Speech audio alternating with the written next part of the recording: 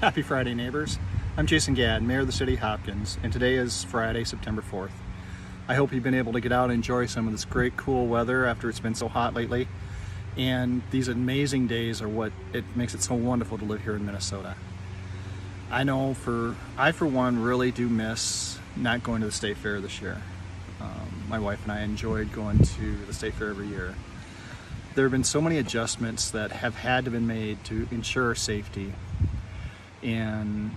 But one thing I've really enjoyed seeing is the creativity and adaptability of our families, our businesses and organizations, and how they've been able to really create new and exciting ways for us to interact with each other, interact with them, enjoy programming, food, all while being responsible and protecting each other. So to me, that's a bright spot in this whole pandemic.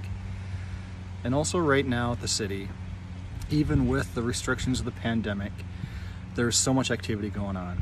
And we're having some very difficult decisions and discussions right now about the economic impact of the COVID-19 pandemic, not only on our residents and our businesses, but on city operations. And that is our driving focus as we look to set up the 2021 city budget. Now, even before the pandemic, it was important to us to share more information about the overall process with our residents and to ensure we answer questions from everyone. The city asked for your thoughts in a budget survey we did at the beginning of this pandemic.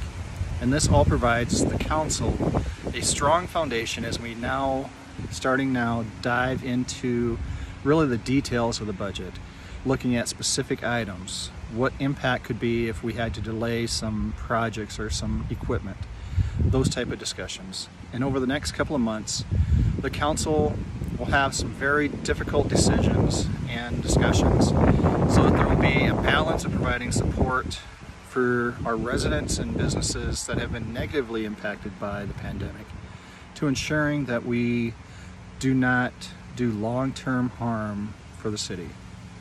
If you have any questions, please feel free to ask them. Today, I'm also excited to share with you another clock tower conversation I had recently with Julia Ross, who is a part of our Hopkins Police Department as a liaison with our joint community policing partnership. You may have read about this program in the Star Tribune recently, highlighting its work on improving communication between the police department and our city's diverse population. Now, Julia and I had a great conversation, touching on some difficult topics, talking about perspectives of Hopkins, ideas to help improve the journey that the city is on in our racial equity journey, and even just getting to know each other even better. To me, that's what it's all about, getting to share ideas and personal topics with each other. So right now I'd like to introduce you in this clock tower conversation to Julia Ross. Hi, my name is Julia Ross, and I am a JCPP Community Liaison with the Hopkins Police Department. JCPP stands for Joint Community Police Partnership between Hennepin County and the City of Hopkins Police Department. And how long have you been in that role with the city? I've been in that role 5 years. Okay. And your background, you spent a lot of time with the county, and yes, I've been with the county 25 years, and my background is varied. So I came to the county as a mental health counselor with Hennepin County Medical Center. So I started there, and I've moved into various positions, a vocational counselor, staff development, emergency preparedness. So I've served in many roles. And so then in your role, since you've been with the city, what is your perspective of Hopkins? You know, I will just say my perspective of Hopkins in the role that I'm in right now. I think this is a very supportive community. I think overall people are very engaged.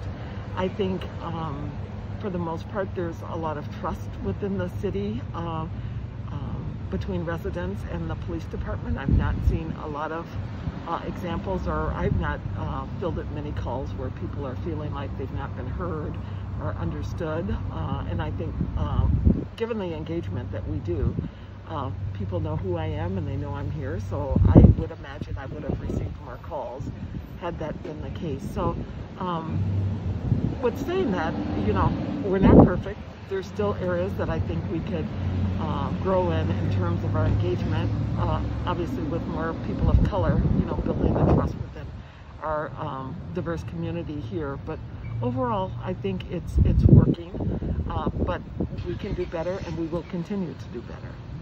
Yeah, thank you for sharing. And what has anything surprised you about Hopkins since you've been here? I think the greatest surprise that I've got is given the proximity to Minneapolis, the history, as I understand it, this was like West Minneapolis at one point. And so given the proximity to the city, with the diversity that's here, is the economic and the racial divide when it comes to minority businesses and home ownership. I would like to see a greater increase in those two areas at some point in the future. As we look at Main Street, there are a few minority-owned businesses, but they are not as varied as I would, you know, like to see. So while many of them are, you know, restaurants, you know, I don't see the attorneys, I don't see the dentists, I don't see the doctors, I don't see, you know, some of the other things, barber shops that, you know, traditionally we tend to have in our community. So I would like to see an increase in that. And then if you could do one thing and know that it would not fail, what would it be?